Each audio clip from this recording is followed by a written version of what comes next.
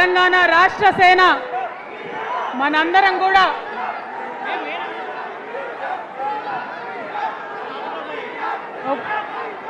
ఒక్కసారి సీఎం జై తెలంగాణ కూర్చోవాలి. ఒకసారి అందరు సైలెంట్ ఉండాలి.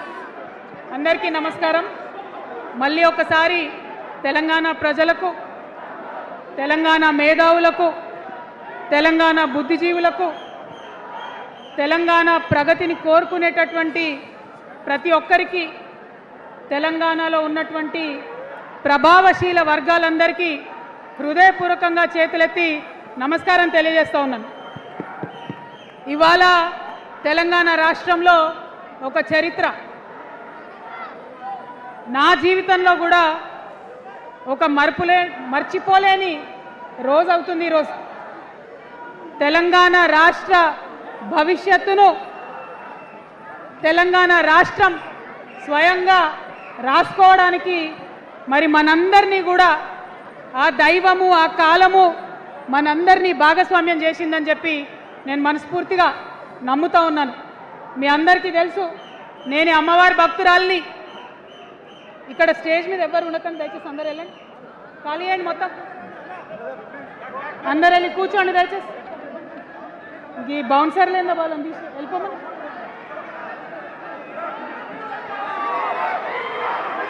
జై తెలంగాణ.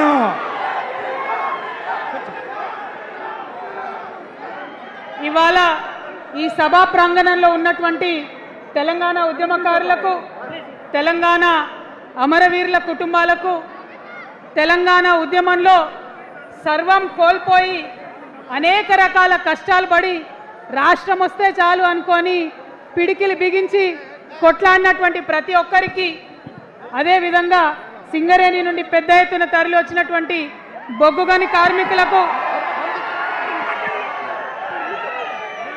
నాకు సింగరేణి చాలా ఇష్టం,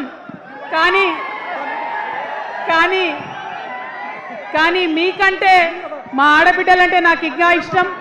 ఈ సభలో ఉన్నటువంటి మా ఆడబిడ్డలకు ప్రత్యేకంగా నమస్కారం తెలియజేస్తున్నా.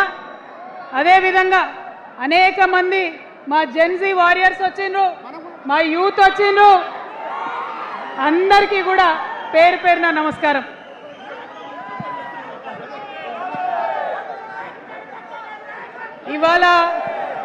ఇవాళ చాలా చాలా చాలా చాలా మంది ఎదురు చూస్తూ ఉన్నారు ఏం జరుగుతుంది ఈ రాష్ట్రంలో అని. ఒక్క మాట మాత్రం నేను నా తెలంగాణ ప్రజలకు చెప్పగలుగుతా. గత 20 ఏళ్లుగా తెలంగాణ ఉద్యమంలో నేను పోషించినటువంటి పాత్ర, తెలంగాణ జాగృతి పోషించినటువంటి పాత్ర మీ అందరికీ తెలిసిందే. తెలంగాణ ఉద్యమంలో ఆడబిడ్డలందరినీ కూడా భాగస్వామ్యం చేయాలని చెప్పి తెలంగాణ జాగృతి నుండి బతుకమ్మను ఎత్తుకొని ఊరు వాడ తిరిగి మా జాగృతి కార్యకర్తలు తెలంగాణ సాంస్కృతిక దీపాన్ని పదిలంగా దాచిపెట్టుకున్నారు. మరి వారు దాచినటువంటి ఆ దీపం ఆనాడు చాలా చీకటిలో, కాలరాత్రిలో కూడా ఒక కాగడాలాగా తెలంగాణ ఉద్యమకారులకు వెలుగునిచ్చింది. మా సింగరేణి గని కార్మికుల చేతిలో కందిలైంది. మొత్తం తెలంగాణ సమాజానికి కూడా ఒక కాంతిరేఖ అయింది. అప్పటి వరకు చాలా మంది మాట్లాడేది, మా స్టూడెంట్స్ అయినా అందరూ కూడా మాట్లాడేది, ఈ ఆంధ్రోళ్ళతోని పంచాయతీ అవుతుందక్క, ఏం చెప్పాలి, మా గురించి ఎట్లా చెప్పుకోవాలి, మన సంస్కృతి గురించి ఎట్లా చెప్పుకోవాలని మాట్లాడినప్పుడు బతుకమ్మ వచ్చిన తర్వాత బలం వచ్చింది. బతుకమ్మ పాట వచ్చిన తర్వాత ఇది మా సంస్కృతి, ఇది మా పండుగ, ఇగో గిది తెలంగాణ అని ఎత్తిన ప్రతి బతుకమ్మలో కూడా జై తెలంగాణ జెండా పెట్టి మా ఆడబిడ్డలందరూ కూడా బతుకమ్మ అంటే ఏందో ప్రపంచానికి పునఃపరిచయం చేసుకోవడం జరిగింది. ఏ ఉద్యమానికైనా డెఫినెట్గా భౌగోళిక స్వరూపం ఉంటుంది, శక్తులు ఉంటారు, వ్యక్తులు ఉంటారు, కానీ ఒక సాంస్కృతిక పునాది, సాంస్కృతిక నేపథ్యం ఉన్నప్పుడే ఆ ఉద్యమాలు తుదముత్తాయని చెప్పి అందరం కూడా అనుకుంటాం. తెలంగాణ ఉద్యమానికి బలమైనటువంటి సాంస్కృతిక పునాదినిచ్చి ఆడబిడ్డలందరినీ ఉద్యమంలో జత చేసినటువంటి ఘనత ఇక్కడ ఉండేటటువంటి జాగృతి కార్యకర్తలదేనని నేను ఇవాళ సగర్వంగా ప్రకటిస్తూ ఉన్నాను. మరి ఇవాళ మిమ్మల్ని నేను కోరేది ఒకటే, కష్టపడ్డాం, తెలంగాణ తెచ్చుకున్నాం, కానీ మనం కలలు కన్న తెలంగాణ వచ్చి 12 ఏళ్ళైనా ఇంకా కూడా మనకు రాలేదు.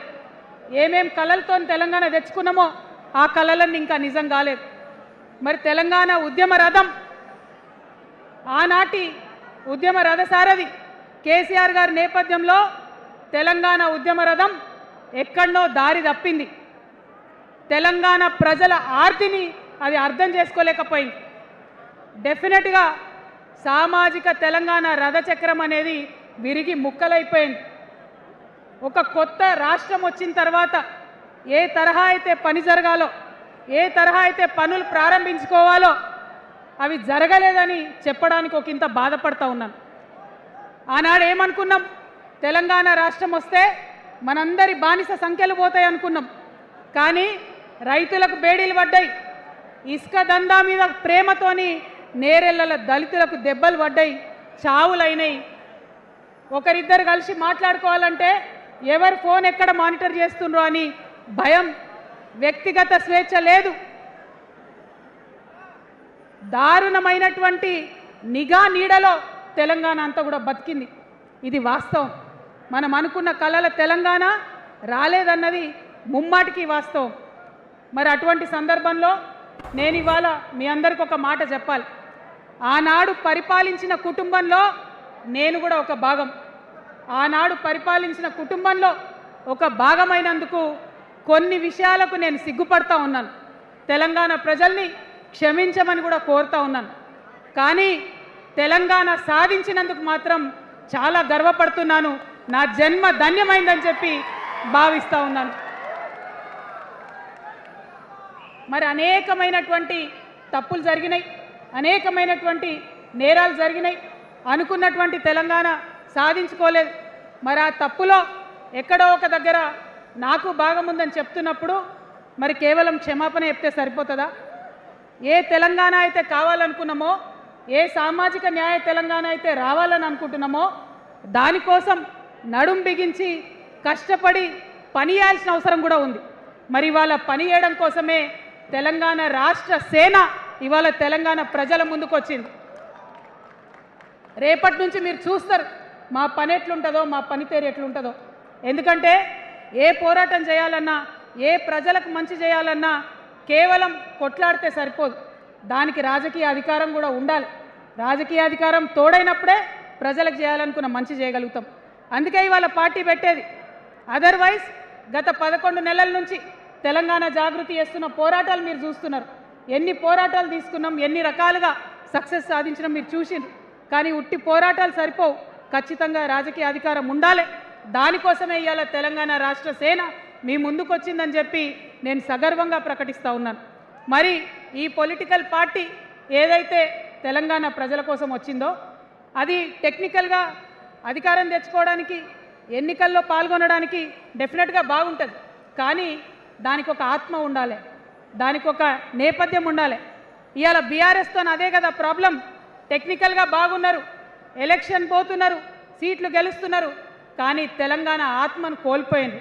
కాబట్టే ఇవాళ తెలంగాణ రాష్ట్ర సేన వచ్చింది. నేను తెలంగాణ ప్రజలందరికీ చేతులు జోడించి నమస్కరించి ఒక మాట చెప్తున్నా, హార్ట్ఫుల్గా చెప్తున్నా, నా హృదయాంతరాల నుంచి ఒక మాట చెప్తా ఉన్నా. నేను తెలంగాణలో ఉన్న 3.5 కోట్ల మంది తెలంగాణ బిడ్డలందరికీ ఒక అమ్మగా పరిణితి చెందాలనుకుంటున్నా.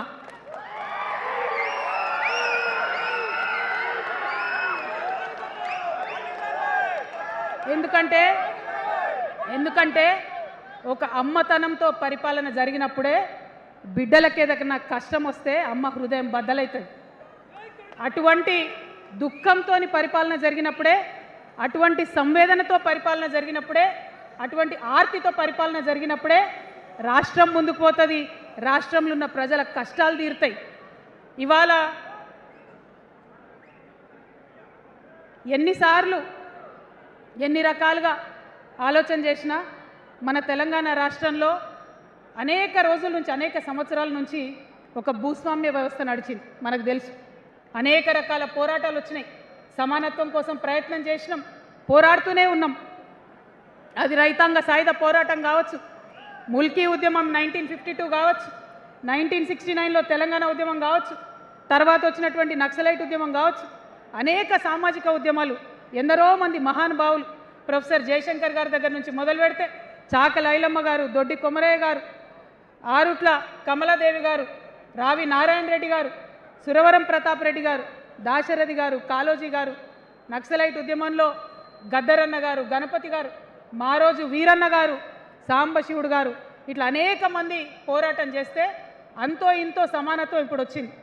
మలిదశ తెలంగాణ ఉద్యమంలో కేసీఆర్ గారు, అట్లానే ప్రాణాలు ఇచ్చినటువంటి ఇషాన్ రెడ్డి గారు, యాదయ్య కావచ్చు, సువర్ణ కావచ్చు, అనేక మంది కొట్లాడితేనే ఇవాళ తెలంగాణ రాష్ట్రం వచ్చింది. వీరికన్నా ముందు మరి మీ అందరికీ తెలుసు, సమ్మక్క సారలమ్మ దగ్గర నుంచి మన దగ్గర సామాజిక ఉద్యమాలు నడిచినాయి. కొమరం భీమ్ కావచ్చు, సమ్మక్క సారయ్య కావచ్చు, సారలమ్మ కావచ్చు, షోయబుల్లా ఖాన్ కావచ్చు, మగ్దూమ్ మొయ్యుద్దీన్ కావచ్చు, ఇట్లా అనేక మంది కొట్లాడితే కొంచెం సమానత్వం వచ్చింది. కొండా లక్ష్మణ్ బాపూజీ గారిని తెలుసుకోవాలి, పండుగ సాయన్నని తెలుసుకోవాలి, సర్వాయి సర్దార్ పాపన్న గౌడ్ని తెలుసుకోవాలి. ఇట్లా అనేక మంది కొట్లాడింది. పంతు నాయక్ గారు ఉన్నారు, మరి ఇట్లా ఆదివాసీ వీరులు అనేక మంది ఉన్నారు. బియ్యాల జనార్దన్ రావు ఉన్నారు, ఆదివాసీల కోసం కొట్లాడినటువంటి బిడ్డ. వీరందరినీ కూడా వారి స్ఫూర్తిని తీసుకుంటాం. రాజ్యాంగబద్ధంగా రాజకీయ శక్తితోని పోరాటాలు మిళితం చేసి, ప్రజా పోరాటాలు మిళితం చేసి మనం కలలుగానేటటువంటి సామాజిక న్యాయ తెలంగాణను సాధిస్తామని మళ్ళొకసారి సగర్వంగా ప్రకటన చేస్తూ ఉన్నాం. మరి వాళ్ళ తెలంగాణ రాష్ట్ర సేన మీ ముందుకొచ్చిందంటే ఉట్టిగానే రాలే. తెలంగాణలో ఏం జరుగుతుందో ఒకసారి తెలుసుకోవాలి, మనం ఆలోచన చేసుకోవాలి, అర్థం చేసుకోవాలి. ఎన్ని పార్టీలు ఉన్నాయి? 3 పార్టీలు ఉన్నాయి. భారతీయ జనతా పార్టీని తీసుకుందాం. ఆ బీజేపీ అనే పార్టీకి అసలు తెలంగాణ ఏర్పాటే ఇష్టం లేదు, తెలంగాణ ఏర్పాటు అవడమే ఇష్టం లేదు. అందుకే వాళ్ళ అగ్రనాయకత్వం అంతా కూడా ఏం మాట్లాడతారు? తల్లిని చంపినరు, పిల్లని బతికించరు అని ఒకలంటారు. ఇంకొకరు ఏమంటారు? నిన్ననే ఒక తలకాయ లేని ఎంపీ, మెడకాయ మీద తలకాయనే లేదు ఆయనకు, ఏమన్నాడు ఆ ఎంపీ? ఇండియా పాకిస్తాన్ విడదీసినట్టట, ఆంధ్ర తెలంగాణను విడదీసిరట. మరి వాళ్ళ అగ్రనాయకత్వం ఇన్ని మాటలు అంటుంటే మన ప్రాంతంలో ఉన్నటువంటి భారతీయ జనతా పార్టీ బానిస ఎంపీలు ఎవరైతే ఉన్నారో ఒక్క మాట కూడా వాళ్ళు మాట్లాడరు. ఫెడరల్ స్ఫూర్తికి విరుద్ధంగా రాష్ట్రం ఏర్పాటు అయిన తర్వాత 7 మండలాలు మనకి గుంజుకుంటే పార్లమెంట్లో పల్లీకులు ఇస్తారు, కానీ ఆ ఎంపీలు ఒక్క మాట కూడా మాట్లాడరు. మనకు 8 రూపాయలు ఇవ్వకపోతే ఆ ఎంపీలు ఒక్క మాట మాట్లాడరు. విభజన హామీలు ఇవ్వకపోతే ఆ బీజేపీ బానిస ఎంపీలు ఒక్క మాట కూడా మాట్లాడరు. అంతేకాకుండా సామాజిక న్యాయం అనేటటువంటి ఒక కాన్సెప్ట్కే బద్ద వ్యతిరేకి భారతీయ జనతా పార్టీ. అందుకే ఏం చేస్తున్నారు? మహిళా బిల్ అయితే మోసం, 2 సార్లు పాస్ చేసిర్రు, దాన్ని మొత్తానికే పక్కన పెట్టేసిండ్రు. బీసీ బిల్లు ఇక్కడికి వెళ్ళి పంపిస్తే దాన్ని తొక్కిపెట్టిండ్రు. కులగణన వేస్తామన్నారు, దాన్ని తొక్కిపెట్టిండ్రు. అత్యంత పేదవాళ్లకు సమాజంలో 2 బుక్కల అన్నం పెట్టేటటువంటి ఉపాధి హామీ పథకం ఉంటే కూడా దాన్ని కూడా మొత్తానికి బంద్ చేసి పెట్టిండ్రు. అయినా కూడా ఈ బీజేపీ బానిస ఎంపీలు ఒక్క మాట కూడా మాట్లాడరు, కనీసం పెదవులు తెరవరు. నేను ఇవాళ బీజేపీ ఎంపీలను డిమాండ్ చేస్తున్నా, సవాల్ చేస్తా ఉన్నా, మీరు తెలంగాణ తల్లి బిడ్డలైతే కనీసం భద్రాచలం దగ్గర ఒక 5 గ్రామాలు ఉన్నాయా, ఆంధ్రాలకు పోయినాయి, అవి పోతే మన రాముడి గుడి మునిగిపోతుంది. పోలవరం నిండితే భద్రాచలం మొత్తం కూడా నీళ్ళు వచ్చేటటువంటి పరిస్థితి ఉన్నది. మీకేమన్నా సిగ్గు ఎగ్గు ఉంటే తెలంగాణ తల్లి బిడ్డలైతే 8 మంది బీజేపీ తెలంగాణ ఎంపీలను ఛాలెంజ్ చేసి అడుగుతా ఉన్నా, ఆ 5 గ్రామాలను మీరు వాపస్ తెలంగాణకు పట్టుకరండి. మేం మాట్లాడినాం, జాగృతి నుండి మాట్లాడినాం, ఆంధ్ర వారికి లేఖ రాసినాం, కేంద్రానికి లేఖ రాసినాం. మరి మీరేం చేస్తున్నారయ్యా? రాముడి గుడి ఇక్కడ భద్రాచలం రాముడు కాదా? ఆయన గుడి మునిగిపోయినా మీరు మాట్లాడరా? నేను సవాల్ చేస్తా ఉన్నా భారతీయ జనతా పార్టీ ఎంపీలకు, ఖచ్చితంగా మీరు 5 గ్రామాలను తెలంగాణకు తీసుకురావాలి. ఇక బీఆర్ఎస్ పార్టీ ఉంది, ఇంకో పార్టీ. ఏముంది ఆ పార్టీలో? మొట్టమొదటి ప్రభుత్వం వచ్చింది, తొట్టతల్లి ముఖ్యమంత్రి గారు అయినరు. మంచి సాలు తీయాల్సి ఉండే, అది సామాజిక న్యాయానికి కావచ్చు, ఒక ప్రణాళిక కావచ్చు. 3 ముఖ్యమైన అంశాలతో తెలంగాణ తెచ్చుకున్నాం: నీళ్లు, నిధులు, నియామకాలు. ఏం చేసింది బీఆర్ఎస్ పార్టీ? నీళ్ల కోసం 10 సంవత్సరాలలో 1,89,000 కోట్ల రూపాయలు ఖర్చు పెట్టింది. 1,89,000 కోట్ల రూపాయలు ఖర్చు పెట్టి ఎన్ని ఎకరాలకు నీళ్ళు ఇచ్చిందంటే 14 లక్షల ఎకరాలకు నీళ్ళు ఇచ్చింది. అందులో 2 పెద్ద ప్రాజెక్టులు, ఒకటి పాలమూరు, ఇంకోటి కాళేశ్వరం. ఆ రెండిటికి కలిపి 1,21,000 రూపాయలు ఖర్చు పెట్టింది. ఎన్నిటికి నీళ్ళు ఇచ్చిరాయా ఎన్ని ఎకరాలకంటే 1,00,000 ఎకరాలకు నీళ్ళు ఇచ్చింది. ఈ మాట బాధతో చెప్తున్నా. నేను కూడా బీఆర్ఎస్ అప్పుడున్న టీఆర్ఎస్కి నేను కూడా నా రక్తాన్ని, నా చెమటని, నా సమయాన్ని కుటుంబంతో పిల్లలతో గడపాల్సిన టైంలో టీఆర్ఎస్ పార్టీ బలోపేతానికి పనిచేసిన వ్యక్తినే నేను కూడా. ఆనాటి కేసీఆర్ వేరు, ఇప్పటి కేసీఆర్ వేరు. ఆనాటి కేసీఆర్కి తెలంగాణలో చేనేత కార్మికులు చచ్చిపోతుంటే భిక్షాటన చేసిన కేసీఆర్ ఆనాటి కేసీఆర్. ఇయాలటి కేసీఆర్ మారిన మనిషి, మనిషి, మన మనిషి కాదు. ఏమైంది ఇయాలటి కేసీఆర్కి? హైడ్రాల ఇల్లు కూలిపోతుంటే అరుస్తున్నారు, అన్నా ఎక్కడున్నావు రా, వచ్చిండ్రా? రాలే. వెలుగుమట్ల ఇల్లు కూలితే వచ్చిండ్రా? రైతులకు వర్ష బీభత్సమయ్యి మొత్తం పొలాలు మునిగిపోతే వచ్చిండ్రా? చేవెళ్ళ దగ్గర బస్ యాక్సిడెంట్ అయితే వచ్చిండ్రా? ఎక్కడ చిన్న కష్టం వచ్చినా ప్రజలకు ఆ సారు రారు, ఆ సారు రారు. ఎందుకంటే ఆయన మారిన మనిషి, మనిషి, గుంటనెక్కల తోడేళ్ల చేతిలో ఖైదీ అయినటువంటి మనిషి, మన మనిషి కాదు. బాధతో, దుఃఖంతో, ఆవేదనతో చెప్తున్న మాట, సంతోషంతో చెప్తలేని ఈ మాట నేను. అట్లాంటి కేసీఆర్ ఎట్లా ఉండే ఒకప్పుడు? అదే ఆర్డీఎస్ అంతా పాదయాత్ర చేసి నా తెలంగాణకు నీళ్లు కావాలని అడిగినారు.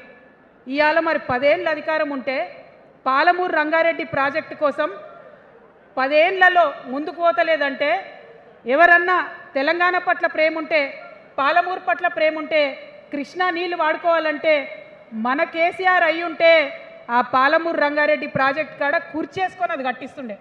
ఏం చేసినారు మారిన కేసీఆర్ గారు? పంజాబ్ పోయినరు, గుజరాత్ పోయినరు, బీహార్ పోయినరు. మేము మొత్తం రాష్ట్రంలో పీక్ కట్టలు కట్టం, నేషనల్ పార్టీ పెడతామని పోయినరు తప్పితే తెలంగాణ ప్రజలను పట్టించుకోలేదు.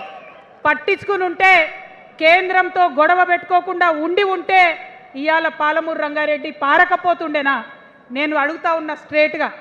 ఇన్ని రోజులు నేను ఎన్ని మాటలు మాట్లాడినా బీఆర్ఎస్ పార్టీ నాయకులు ఒక్కరు కూడా బయటకు వస్తలేరు, సమాధానం చెప్తలేరు. దీనికి మీరు సమాధానం చెప్పకపోతే ప్రజలే మిమ్మల్ని బయటకు లాగి సమాధానం చెప్పేటట్టు చేస్తారని కూడా ఈ సందర్భంగా నేను తెలియజేస్తా ఉన్నా. ఒకటే మాట అడుగుతున్నా, మన కేసీఆర్ అయి ఉంటే ఆనాడు తెలంగాణ బిడ్డలు కష్టపడితే బయటకు వచ్చి నా బిడ్డలకు ఇబ్బంది అవుతుందని కొట్లాడిన వ్యక్తి, సింగరేణి గనిలో ఒక కార్మికుడు చనిపోతే అక్కడి దాకా పోయి చూసి వచ్చినటువంటి వ్యక్తి. మరి తెలంగాణ వచ్చినాక ఏమైందా ప్రేమ? అధికారం ముందు మమకారం తగ్గిపోయిందా? ఏం జరిగిందని నేను అడుగుతా ఉన్నా. ఎందుకు ఈ మాట చెప్తా ఉన్నా అంటే, ప్రేమ నాకు కూడా ఉంది. నాకు తండ్రి కావచ్చు, అది వేరే విషయం. కానీ ఒక రాజకీయ నాయకుడిగా వారు ఈ మధ్య రాజకీయ పరిణితి కోల్పోయి మాట్లాడుతూ ఉన్నారు. కేటీఆర్ గారు మాట్లాడిందంటే ఓకే అనుకోవచ్చు, ఆయనకు పెద్దగా తెలియదు పాపం. కానీ కేసీఆర్ గారు అనే మాట ఏంటంటే, ప్రజలు తప్పు చేసిండ్రు. ఓకే, ఒక సెకండ్ నేను ఒప్పుకొని దాన్ని, ఒక సెకండ్ అనుకుందాం. ప్రజలు తప్పు చేస్తే నేను ఒక తల్లిగా అడుగుతున్నా. నేను నా కొడుకో మాట చెప్తా, వాడు వినలేదనుకో, కింద పడ్డాడు అనుకో, ఇడిచిపెడతానా? దగ్గర తీసుకొని మంది అనా? ఓకే, ప్రజలు తప్పు చేసిర్రు అనుకోండి, మీకు అధికారం ఇవ్వలేదు అనుకోండి, ఒక కర్కోటకుడి పాలన నడుస్తుంది అలా తెలంగాణలో. ఇబ్బంది పడుతున్నారు ప్రజలు, గోసపడుతున్నారు, ఏడుస్తున్నారు. ఇండ్లు అన్నీ ఉండి ఇండ్లు గూలగొడుతుంటే, అర్ధరాత్రి ఇంటి మీదకి వచ్చి ఇండ్లు గూలగొడుతుంటే ఆదుకోవాల్సిన అమ్మలాంటి మన పాత కేసీఆర్ ఎక్కడున్నాడు? ఇది మనం అడగాల్సింది. అందుకోసమే నేను ఈ నిర్ణయం తీసుకున్నది. నన్ను పార్టీలోంచి బయటకేస్తే నేను వెంటనే పార్టీ పెట్టలే. ఆనాడు కూడా చెప్పిన, నేను ఆలోచన చేస్తున్నా, మారతారేమో అని చూసిన, పదే వేచి చూసిన. ఇవాళ నన్ను పార్టీలోకి వెళ్ళి సస్పెండ్ చేసి 10 నెలలైంది. నాకు నిజంగా మంచిగానే అయింది. ఎందుకు తెలుసా? ఆనాడు ఉద్యమకారులను ఇబ్బంది పెడుతుంటే నేను ఇంకా గట్టిగా మాట్లాడాల్సింది, మాట్లాడలేదు. ఆనాడు మీకు జరిగింది, ఇవాళ నాకు జరిగింది. కొత్త ఏం లేదు. కేసీఆర్ కోసం, టీఆర్ఎస్ పార్టీ కోసం, ఆనాడు తెలంగాణ ఉద్యమం కోసం ఇండ్లు అమ్ముకొని, భూములు అమ్ముకొని, ప్రతి ఊర్లో టీఆర్ఎస్ కండువా వేసుకొని పోరాటం చేసినటువంటి కార్యకర్తలు ఎక్కడున్నారు ఇవాళ? ఒక్క గుళ్ళ మెంబర్ ఇయర్ రాలేదా? ఒక్క గుడి చైర్మన్ ఇయర్ రాలేదా? తెలంగాణను వ్యతిరేకించి ఉద్యమాన్ని తొక్కిపట్టి మన మీద లాఠీలు పెట్టి కొట్టినటువంటి వాళ్ళకి తీసుకొచ్చి ఎమ్మెల్యే సీట్లు ఇచ్చి వాళ్ళ అనుచరులు వచ్చి మిడతల దండలాగా మన కార్యకర్తల మీద పడితే తల్లి కోడి కాపాడుకున్నట్టు పిల్లల్ని కాపాడుకోవాల్సిన మన కేసీఆర్ ఏడబోయింది. వచ్చిందా ఎవరికన్నా పదవులు? ప్రతి సంవత్సరం రాష్ట్రం మొత్తంలో పోస్టులు నింపితే 6,000 పైచీలకు నామినేటెడ్ పోస్టులు వస్తాయి తెలుసా? అంటే 10 ఏళ్ళ 2 ఏళ్ళకోసారి నామినేటెడ్ పోస్టులు వేసినా ఒక 30,000 మందికి దాదాపుగా ఏదో ఒక గౌరవం. ఏం కావాలి మనకు ఉద్యమకారులకు చెప్పండి? ఏం కావాలి? కండువా వేసుకొని పిచ్చోళ్ళ లెక్క తిరిగినందుకు, మన ఇంటోళ్ళని విడిచిపెట్టి తిరిగినందుకు ఇంత మర్యాద కావాలి. మా సార్ నన్ను గుర్తుపట్టిండా, మా పార్టీ నన్ను గుర్తుపట్టింది, నాకేదో చిన్న పదవి ఇచ్చిరని చెప్పుకుంటే ఒక మర్యాద ఉంటుంది. వచ్చిందా మనకు ఆ మర్యాద? ఎక్కడన్నా వచ్చిందా? ఆనాడు అవహేళన చేసిర్రు, పార్టీలకు వచ్చి మళ్ళీ అవహేళన చేసిండ్రు. అంటే ఎప్పుడైతే అధికారం వచ్చిందో అప్పుడు అమ్మతనం పోయింది, ఎప్పుడైతే అధికారం వచ్చిందో అప్పుడు మమకారం పోయింది. అందుకే అంటున్నా, ఆయన మన కేసీఆర్ కాదు, మారిన కేసీఆర్, మరబొమ్మ లాంటి కేసీఆర్. కాబట్టే ఇవాళ నేను నిలబడి యుద్ధం చేస్తా ఉన్నా. ఈ గడ్డకు ఈ తెలంగాణ రాష్ట్రానికి ప్రాణాలు అడ్డం పెట్టుకొని మన ప్రజలను కాపాడాల్సినటువంటి వ్యక్తులు కావాలి, అటువంటి సైన్యం కావాలి. సైన్యం అయిదామా? సిద్ధంగా ఉన్నారా? ఎట్లయితే ఉద్యమం అప్పుడు కడుపు కట్టుకొని కాలు కట్టుకొని పనిచేసినామో ఇప్పుడు అట్లా పనిచేయాల్సినటువంటి అవసరం ఉన్నది.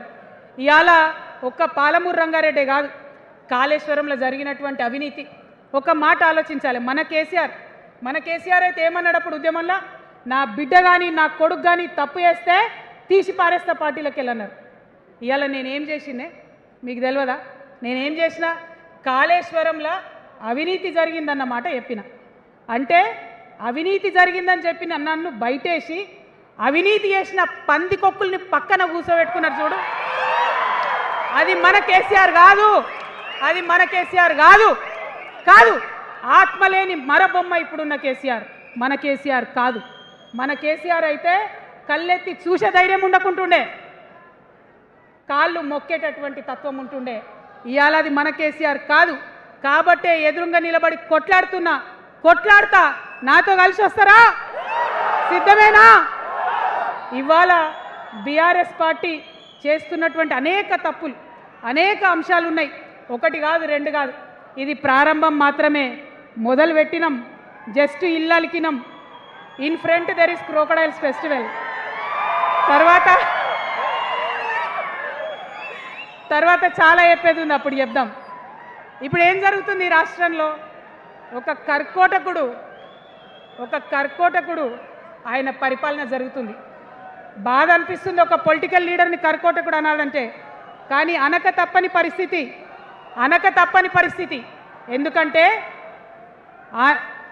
ఎందుకంటే మొన్న ఖమ్మంలో వెలుగుమట్లలో అన్ని పర్మిషన్స్ ఉన్నాయి, అన్ని కాయిదాలు ఉన్నాయి. అర్ధరాత్రి పోయి ఇల్లు కూలగొడితే ఒక నిండు గర్భిణి టెన్షన్తోని అబార్షన్ అయిపోతే ఆ తండ్రి ఏడ్చిన ఏడ్పులు, ఆ తండ్రి రోదన ఇంకా కూడా ఈ చెవులకు వినబడుతుంది. కాబట్టి ఇప్పుడున్న సీఎంని కర్కోటకుడనే అంట, హిట్లర్ అనే అంట. 2 నెలల చిన్న పాప పసికందు కుమ్మెర గ్రామంలో చచ్చిపోతే ఇప్పటి వరకు కూడా కేసు పెడతలేరు. హోంమంత్రి కూడా ముఖ్యమంత్రే, ఆయనకు తీరిక లేదు పాపం. చిన్న పసికందు చచ్చిపోతే ఇప్పటి వరకు కేసు పెడతలేరు. అందుకే అంటున్నా, కర్కోటకుడైనటువంటి సీఎం పరిపాలనలో ఉన్నాం. ఖచ్చితంగా కొట్లాడాల్సిందే.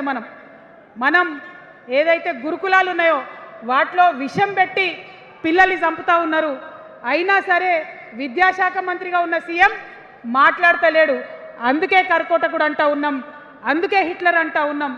కర్ల రాజేష్ అనేటటువంటి దళిత యువకుడు కస్టడీలో చచ్చిపోతే ఇప్పటి వరకు కూడా దానికి బాధ్యులైన పోలీసులను ఏం చర్యలు తీసుకోలేదు వాళ్ళ మీద. అందుకే కర్కోటకుడు అంటా ఉన్నాం, అందుకే హిట్లర్ అంటా ఉన్నాం. పిడికిలి బిగించి ఇప్పుడున్నటువంటి రాక్షస కాంగ్రెస్ పైన ఖచ్చితంగా కొట్లాడతాం, అందరికన్నా ఎక్కువ కొట్లాడతాం. ఇప్పుడు మనమే ప్రధాన ప్రతిపక్షం అవుతాం, 2 ఏళ్ల తర్వాత మనమే అధికార పక్షం అవుతాం. ఖచ్చితంగా అధికారంలోకి వస్తాం. ఎందుకోసం వస్తాం అంటే నేను ఒక మాట చెప్పాలి మీకు, అందరినీ మనం మాటలు అంటున్నాం కదా, we're opposing everybody, we're criticising everybody, but what is the solution? Don't oppose without propose అని కాన్షీరామ్ గారు చెప్పారు, నేను చెప్పలే. డోంట్ అపోజ్ వితౌట్ ప్రపోజ్ అని. సో నేను కొన్ని ప్రపోజల్స్ తెలంగాణ ప్రజల ముందు పెట్టాలనుకుంటున్నా. నేను ఈ 3 పార్టీలు అధర్మంతో నిండిపోయినాయి, అవినీతితో నిండిపోయినాయి, బంధుప్రీతితో నిండిపోయినాయి, కుటుంబ అవినీతి పరిపాలనతో నిండిపోయినాయి. కాబట్టి నేను ఒక ప్రపోజల్ చెప్తున్నా.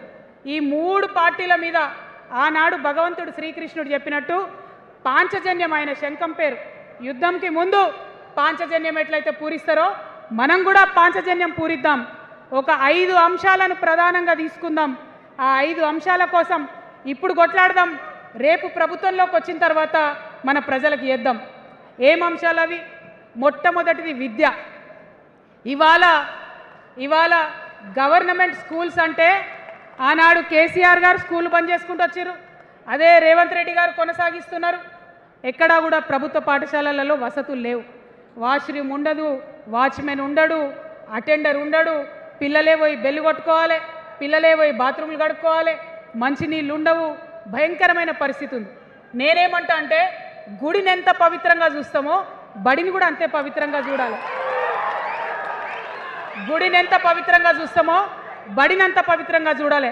కాబట్టి నేను ఒక మాట అంటున్నా, ప్రతి ఊర్లో ఒక బడి ఉండాలి, ప్రతి తరగతికి ఒక టీచర్ ఉండాలి, ప్రతి ఊర్లో ఒక బడి ఉండాలి, ప్రతి తరగతిలో ఒక టీచర్ ఉండాలి. ఖచ్చితంగా అట్లా జరిగినట్టయితే ప్రభుత్వ పాఠశాలలు మంచిగా అవుతాయి. మరి నా పేద మధ్యతరగతి ఆడబిడ్డలు, మా అక్కలు అమ్మలు అనుకుంటున్నారు, అక్క మరి ఆల్రెడీ మా పిల్లలు ప్రైవేట్ స్కూళ్ళలో చదువుతున్నారు, వాళ్ళ సంగతి ఏందని. నేను మాట ఇస్తా ఉన్నా, ఇవాళ మన ప్రభుత్వం వస్తుంది, ఖచ్చితంగా వస్తుంది. ఎందుకంటే ప్రభుత్వంలో వచ్చేది మీ అమ్మ కాబట్టి, అమ్మ జేబు చూడదు, కడుపు చూస్తుంది.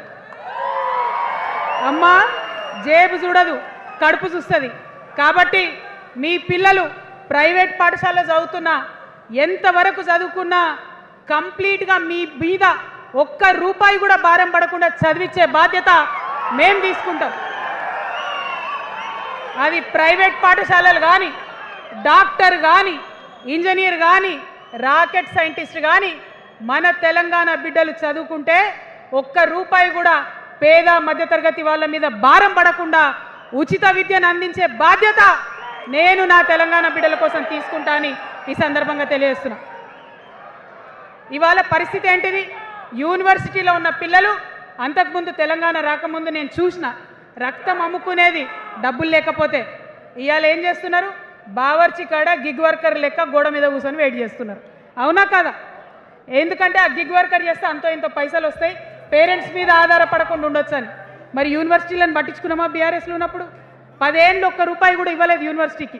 ఆ యూనివర్సిటీ మిత్రులకు, పాఠశాలలో ఉన్నటువంటి వారందరికీ నేను ఒకటే ప్రపోజల్ చేస్తున్నా, మీరు ఎంత చదువుకుంటారో చదువుకోండి, ఒక్క రూపాయి కూడా మీ మీద భారం పడకుండా చదివించే బాధ్యత తెలంగాణ రాష్ట్ర సేన తీసుకుంటుంది. ప్రైవేట్ పాఠశాలలు కూడా బాగుంటాయి, ప్రభుత్వ పాఠశాలలు కూడా బాగుంటాయి, కానీ భారం తల్లిదండ్రుల మీద పడదు. అది మీ అమ్మ ప్రభుత్వంలో జరగబోతుందని, మీ తల్లి ప్రభుత్వంలో జరగబోతుందని మీకు మాటిస్తా ఉన్నా. సెకండ్, మనకేమవుతుంది? మన తెలంగాణలో పేద మధ్యతరగతి ప్రజలకు ఏమవుతుంది? ఎవరన్నా ఇంట్లో రోగం వస్తే, ఒక యాక్సిడెంట్ అయితే ఇల్లు గుల్లవుతుంది. అందుకే ఆలోచన చేసి వైద్యం గురించి ఒక నిర్ణయం తీసుకున్నా. మన రెండో అంశం పాంచజన్యంలో వైద్యం కోసం అనేక అగచాట్లు పడుతున్నారు, అనేక ఇబ్బందులు పడుతూ ఉన్నారు.